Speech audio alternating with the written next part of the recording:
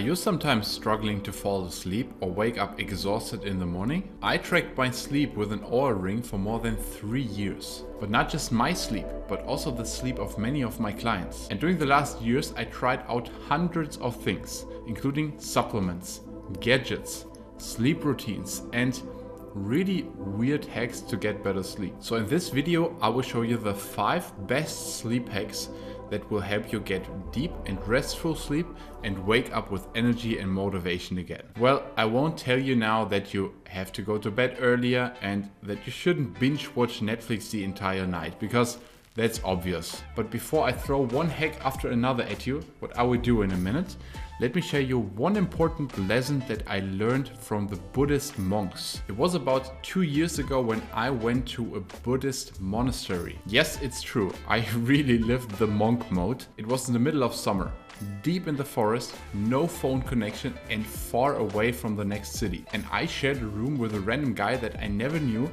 It was extremely hot inside the room. You can imagine a Buddhist monastery is not like a 5-star hotel.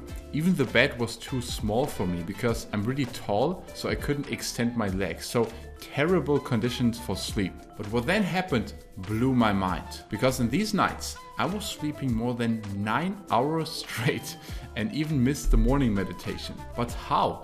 Even in this terrible condition? Because throughout the day in the monastery, we did basically nothing than meditating, sitting down in the grass, and maybe take a walk in the forest. So far away from electronic devices or any kind of heavy stimulants. And that's one important hack and lesson that I took home with me. And this is first, develop a wind down routine. Honestly, that sounds like a really generic sleep hack. So let me give you some examples. So one aspect why I slept so well in the monastery, that we were spending a lot of time outside in the nature, surrounded by green colors. And we know from science that seeing green colors and spending time outside in the nature heavily increases the neurotransmitter GABA.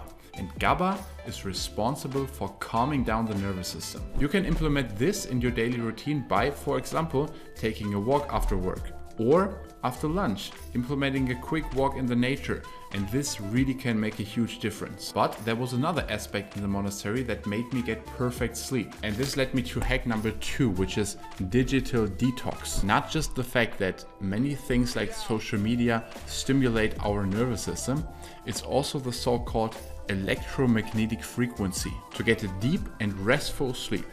Your brain needs brain waves between 0.3 up to 3 Hz. Wi-Fi and electronic devices can send out electromagnetic frequencies at around 1 billion Hz. Give your body at least 1 to 2 hours to so-called detox from all these devices. And please don't sleep with your phone next to your bed.